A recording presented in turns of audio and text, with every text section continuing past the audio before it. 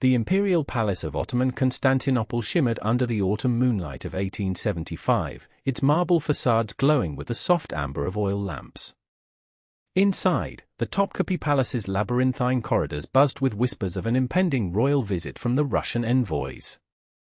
But for Katarina Javadi, daughter of the Sultan's Persian physician, the palace was simply home, a gilded cage she had known since childhood. "Hold still, Lady Katarina," her maid murmured, pinning another pearl into her dark hair. "The Valide Sultan will be displeased if you're late to the reception." Katarina gazed at her reflection in the polished silver mirror. At 22, her almond eyes held a wisdom beyond her years, the legacy of watching court intrigues unfold around her since girlhood. Born to a Persian father who had saved the Sultan's favorite son from fever and a Greek mother who had once been a palace translator, Katarina existed in the liminal spaces of the imperial world, neither royal nor servant, neither fully Ottoman nor fully outsider. "There," the maid said, stepping back. "You look every inch the lady your mother raised you to be." Katarina smoothed the silk of her gown, deep blue with silver thread that caught the lamplight. "Thank you, Nesrin. Though I doubt anyone will notice me among all the princesses and dignitaries." Nesrin clicked her tongue. "That Russian gentleman certainly noticed you in the garden yesterday." Heat rose to Katarina's cheeks. "He was lost. I merely pointed him toward the divan chambers." "If you say so, my lady." Nesrin's eyes twinkled with mischief. "Though I've never seen anyone so lost they needed directions for a full 30 minutes. The palace bells chimed the hour, and Katarina hurried through the women's quarters toward the grand reception hall. The palace at night transformed from administrative center to mysterious wonderland, with shadows dancing along the intricately tiled walls and the soft babble of fountains providing a melodic backdrop to hushed conversations. As she approached the grand hall, a figure stepped from an alcove, startling her. "Forgive me, Lady Katarina." The voice was deep, accented, but his Turkish was surprisingly good. "I was hoping to encounter you again." Quentin Vaughan stood before her, his tall frame silhouetted against the lantern light. The third son of a British diplomat posted to St. Petersburg, he had come as part of the Russian delegation, a complicated position that mirrored her own hybrid existence. His auburn hair was neatly trimmed in the European fashion, but his clothing nodded to Ottoman sensibilities with its embroidered vest over Western formal wear. "Lord Vaughan," she acknowledged with a small curtsy. "It's improper for us to speak without a chaperone." His lips curved upward, not in mockery but in genuine amusement. "Yet here we are. I wanted to thank you for your assistance yesterday. The palace is a marvel, but I fear I would still be wandering its halls without your intervention." "Anyone would have done the same," she replied, though they both knew this wasn't true. Most court ladies would have summoned a guard rather than personally escort a foreign visitor. "I doubt that." His green eyes studied her face with an intensity that made her pulse quicken. "You speak 7 languages, know the history of every room in this palace, and still claim to be anyone." She glanced down the corridor, aware of the risk they were taking. "How did you know about the languages?" "Your father mentioned it when he treated my recurring headaches." "He's quite proud of you." Quentin stepped back, creating a respectable distance between them as footsteps approached. "Perhaps you might show me the palace library tomorrow?" "For diplomatic purposes, of course." Before she could respond, a group of ladies-in-waiting rounded the corner. Katarina quickly moved past him with a formal nod. "The library closes at sunset, Lord Vaughan." "Good evening." The reception unfolded with the precision of a theatrical production. The Sultan presided from his jeweled throne while dignitaries presented gifts and pledged various forms of allegiance or cooperation. Katarina stood among the educated women of the court, there to provide translations if needed, though official translators handled most communications. Throughout the evening, she felt Lord Vaughan's gaze upon her, though he never approached. Instead, he conversed with ambassadors and ministers, occasionally laughing at diplomatic jokes while sipping sherbet instead of the wine offered to non-Muslim guests. "The English lord seems quite taken with the palace architecture," murmured Layla, daughter of the Grand Vizier. "He hasn't stopped staring at our section all evening." "The tilework is particularly fine in this hall," Katarina replied evenly. "Indeed." Layla's tone suggested she wasn't fooled. "Though I believe he's more interested in Persian Greek craftsmanship than Ottoman ceramics." As the evening wound down and the Sultan retired, Katarina found herself near the garden entrance. A folded paper appeared in her hand as she passed a potted orange tree, pressed there so discreetly she couldn't identify who had delivered it. In the privacy of her chamber, she unfolded the note. Written in flawless Persian was a poem by Hafez, speaking of gardens and hidden meetings. Below it, in Turkish, the Imperial Library. "Noon tomorrow. Your father has approved my request for a scholarly guide." Her heart raced. Her father, pragmatic, brilliant Dr. Javadi, had never encouraged potential suitors. What had made Lord Vaughan different? The following day, Katarina arrived at the library precisely at noon. The cavernous room, with its thousands of manuscripts and scrolls, stood largely empty during midday when most courtiers napped or took refreshments. Lord Vaughan waited near the astronomy section, examining a celestial chart. He wore simpler clothes than the previous evening, the attire of a scholar rather than a diplomat. "You came," he said, relief evident in his voice. "My father arranged it." I could hardly refuse. She kept her tone professional, though her pulse betrayed her composure. "Dr. Javadi is a remarkable man." Quentin returned the chart to its place. He recognized my interest was genuine. "Interest in Ottoman astronomy?" she asked, gesturing to the charts. "Interest in his daughter." His directness startled her. "Forgive me. In England, we might spend months dancing around such matters, but my time here is limited, and I've learned enough of Eastern poetry to value the truth plainly spoken." Katarina moved toward the window, ostensibly to adjust the light for reading. "Lord Vaughan, Quentin, please." "Lord Vaughan," she insisted, "whatever impression you've formed of me, I must correct it. I am not a princess or even a proper lady by your country's standards. My position here is complicated." He joined her at the window, careful to maintain a respectable distance. "As is mine. Third son of a minor viscount, sent to Russia because I speak the language, attached to this delegation because I've studied Ottoman culture. Too educated to be useful in England, too common to advance in diplomacy." The honesty in his assessment surprised her. "Then why are you here?" "Originally? To fulfill my duty to family and crown." His gaze wandered to the Bosphorus visible beyond the palace walls. "But now I find myself with a more compelling reason to remain in Constantinople." Their meetings continued through the autumn, always in public spaces, always with the pretext of cultural exchange. Katarina showed him the palace's famed manuscript collection, explained the complex hierarchy of the imperial harem system, and translated inscriptions on architectural wonders. Quentin shared insights from his travels across Europe, discussed British parliamentary politics, and once, daringly, read English poetry to her in a quiet corner of the garden. "Your Turkish has improved remarkably," she noted one crisp November afternoon as they walked through the palace's inner courtyard, a respectful distance between them despite their growing closeness. "I have an excellent teacher in you," he replied, "though my Persian remains embarrassingly rudimentary." "Perhaps because you insist on discussing philosophical abstractions rather than learning practical phrases first." Her eyes twinkled with gentle teasing. "I find my heart beats only for you are far more practical than where is the nearest hammam." She laughed, quickly covering her mouth. "You are incorrigible, Lord Vaughan. And you are extraordinary, Lady Javadi." Their conversation was interrupted by a palace guard approaching with a formal bow. Lady Katarina, your father requests your immediate presence. The summons led to devastating news.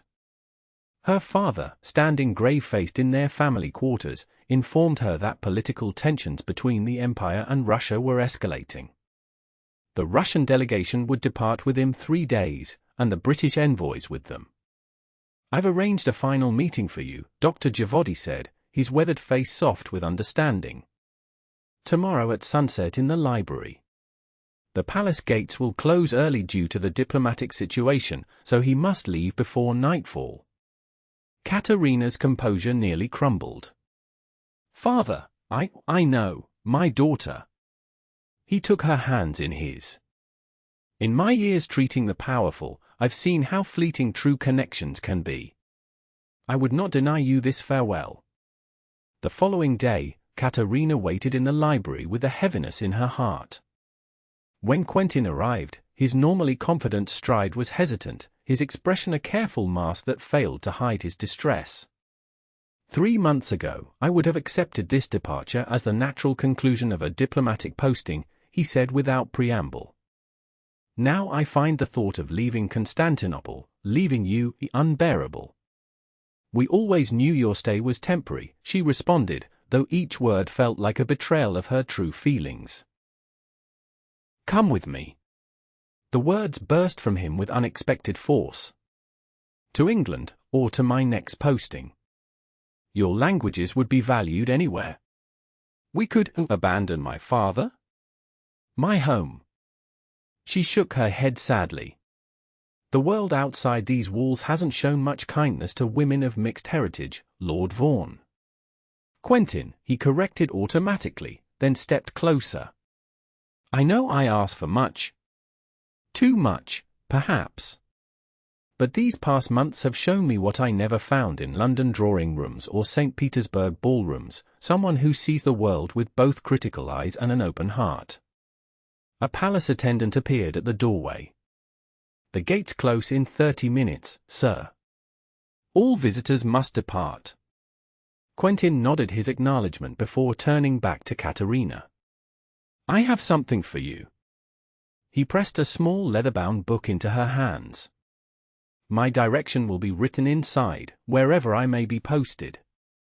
If you ever change your mind, or simply wish to correspond. Thank you, she whispered, clutching the volume. I will treasure it. Their farewell was painfully formal, a bow, a curtsy, words of diplomatic pleasantry that masked the turmoil beneath. As he walked away, Katarina felt as though a vital part of herself departed with him. That night, after the palace gates had closed, she opened the book. It was an English collection of Persian poetry in translation. Inside the cover, he had written not just an address in London, but a passage in careful Persian script, when the palace gates close at night, remember that dawn always follows. My heart remains within these walls with you. Winter descended upon Constantinople with unusual ferocity. Snow blanketed the palace gardens, and bitter winds howled off the Bosphorus. Katarina threw herself into her duties, assisting her father and translating diplomatic correspondence for the Sultan's advisors.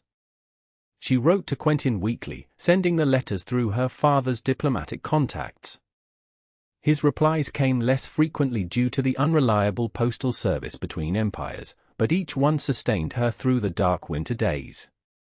He had returned briefly to London before being assigned to the British Embassy in Vienna, close enough to give her hope, yet still separated by empires and conventions.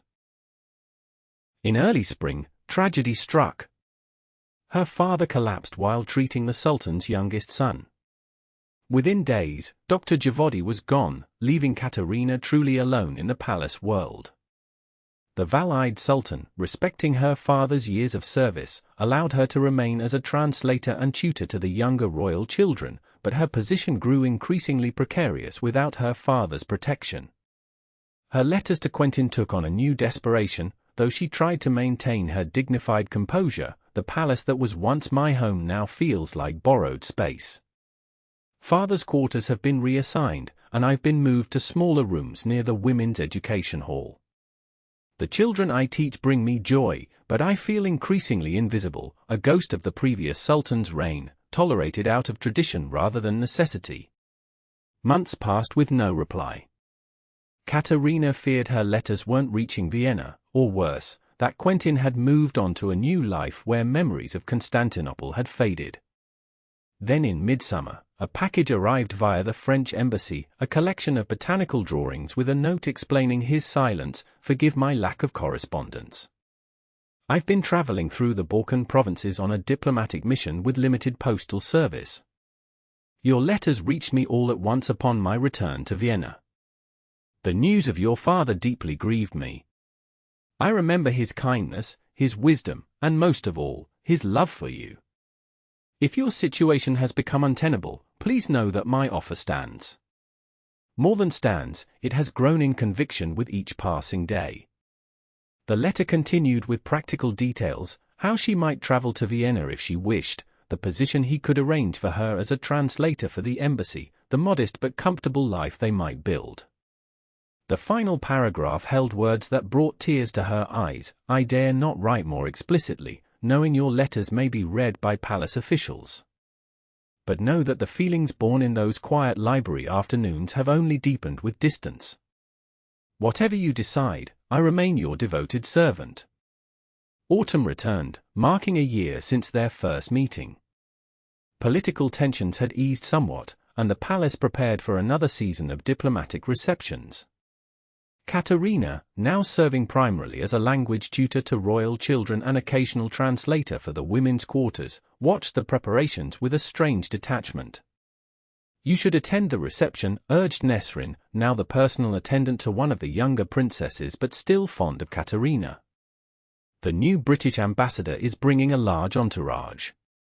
Perhaps there will be news of your friend." "My presence would be inappropriate now," Katarina replied softly. "My position is not what it was." Nevertheless, she found herself drifting toward the reception hall on the evening of the event, drawn by memories and faint hope. Keeping to the shadows of the women's observation gallery, she watched dignitaries and royalty exchange elaborate courtesies below. The British delegation entered with typical ceremonial flourish. Her heart leapt at the sight of auburn hair among them, but as the man turned, disappointment washed over her. It was not Quentin, merely someone of similar coloring. As the formal presentations concluded and the gathering dispersed into conversation groups, Katarina retreated from her viewing position. She had been foolish to hope. The night air called to her, and she slipped out to the small garden where she had first given Quentin directions a year ago. The autumn moon illuminated the same paths, the same ancient trees, but everything felt different. She sat on a marble bench, remembering how he had commented on the mathematical precision of the garden's layout while somehow missing the correct path to the divan chambers. "I believe I'm lost again," came a voice from the shadows. Though this time, deliberately so. She stood abruptly, heart pounding. Quentin stepped into the moonlight, resplendent in diplomatic formal wear but with eyes only for her. "How," she began. "I've been reassigned to Constantinople." He moved closer, close enough that she could see the fatigue of travel in his face, but also the unmistakable joy. "The previous envoy fell ill, and I may have exaggerated my indispensability to Ottoman relations." Katarina's composure faltered. "You came back." "I never truly left." His voice softened. "Not in any way that mattered." He reached for her hand, a bold gesture in the conservative palace setting, but the garden was empty save for them. "I've spent a year seeking the right words in 7 languages, but find myself returning to simple English. I love you, Katarina. I loved you when I left, and I love you more now, having known what it is to be without you." She looked down at their joined hands. "My position here has changed. I'm practically a servant now." "And I'm practically a nuisance to the Foreign Office," he countered with a gentle smile. "Always requesting Ottoman postings, learning obscure dialects no gentleman needs, writing lengthy reports on cultural matters when they only want trade information." Despite herself, she laughed. We're a fine pair of misfits. We are. His expression grew serious. Katarina, I've secured a permanent posting here, 3 years minimum. I've also acquired a house in the diplomatic quarter. It needs a mistress, preferably one who can translate when my Turkish fails me, who understands both worlds we inhabit. She caught her breath. Are you proposing marriage? I am. Though I've done the improper thing and spoken to your father already, last year before his passing. His eyes held hers steadily. He gave his blessing, contingent on your happiness.